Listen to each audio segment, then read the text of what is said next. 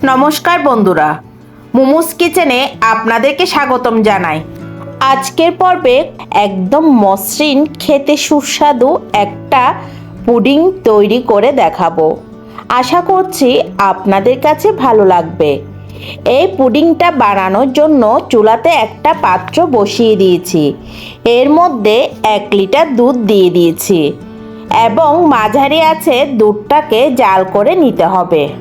আর খেয়াল রাখতে হবে কোনোভাবে যেন সর না পড়ে। দুধটা কিছুক্ষণ জাল দিয়ে নেওয়ার পর এখানে আমি 1 কাপের 4 ভাগের 3 ভাগ চিনি দিয়ে দিচ্ছি। 1 লিটার দুধকে জাল করে আমি অর্ধেক করে নিব। দুধটা যখন অর্ধেক হয়ে যাবে এ পর্যায়ে আমি চুলার আঁচটা বন্ধ করে দিয়ে নেড়েচেড়ে দুধটা ঠান্ডা করে নিব। তা না হলে এই অবস্থায় মোটা একটা সর পড়ে যাবে। দুধটা ঠান্ডা হতে থাকুক, ততক্ষণে আমি বাকি কাজগুলো গুছিয়ে নিই।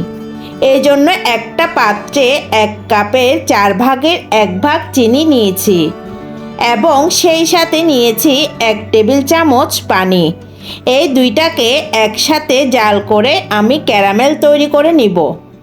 ক্যারামেল তৈরি করার ক্ষেত্রে একটা জিনিস খুব খেয়াল রাখতে হবে, যে কালার পছন্দ করেন সেই কালার আসার 2 সেট আগেই চুলা বন্ধ করে দিতে হবে। কারণ চুলা বন্ধ করার পরও কড়াইয়ের গরমে কিন্তু চিনিটা পুড়তে থাকে, আর এতে করে পুডিং কিন্তু খেতে তেতো লাগতে পারে।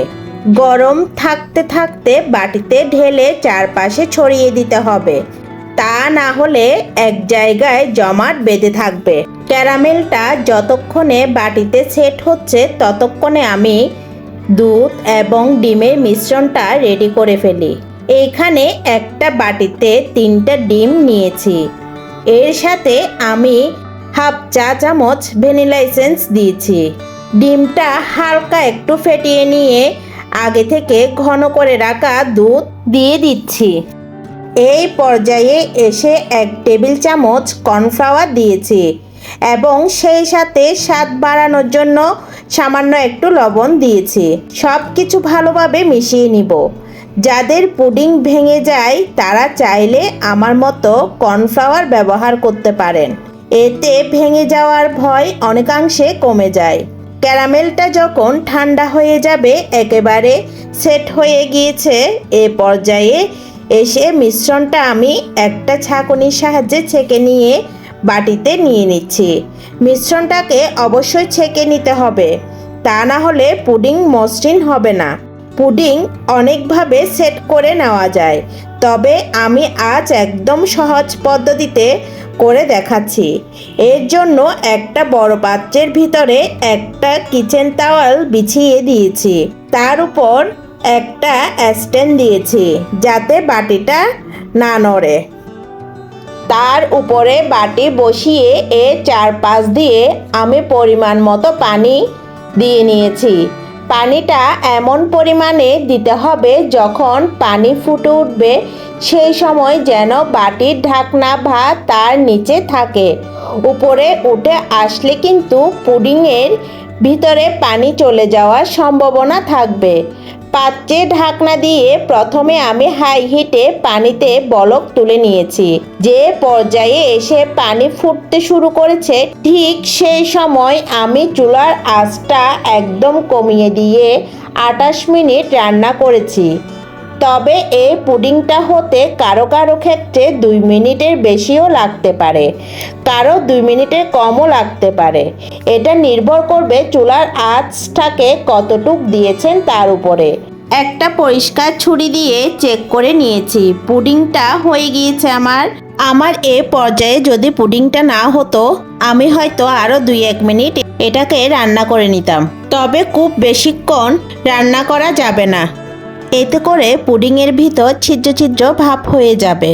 পুডিংটা যেন ভালোভাবে সেট হতে পারে 1 ঘন্টা আমি নর্মাল ফ্রিজে রেখেছিলাম, তবে এটা কিন্তু বাইরে 2-1 ঘন্টা রেখে দিলে সেট হয়ে যায়। এখন আপনাদের একটু দেখিয়ে দিই পুডিংটা কেমন হলো। পুডিংটা দেখে আপনারা নিশ্চয়ই বুঝতে পারছেন কতটা সুন্দর হয়েছে।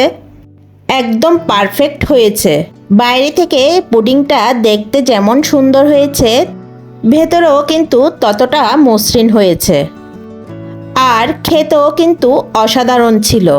আপনারা চাইলে আমার এই পুডিংয়ের রেসিপিটা ফলো করে বাসায় একবার হলেও ট্রাই করতে পারেন। আর আজকের আমার এই রেসিপিটি যদি আপনাদের ভালো লেগে থাকে তাহলে প্লিজ একটা লাইক দিতে ভুলবেন না যেন, পারলে শেয়ার করবেন।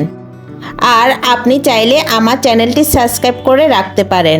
এইরকম আরও নতুন নতুন রেসিপি পেতে চান কি না কমেন্ট করে জানাবেন।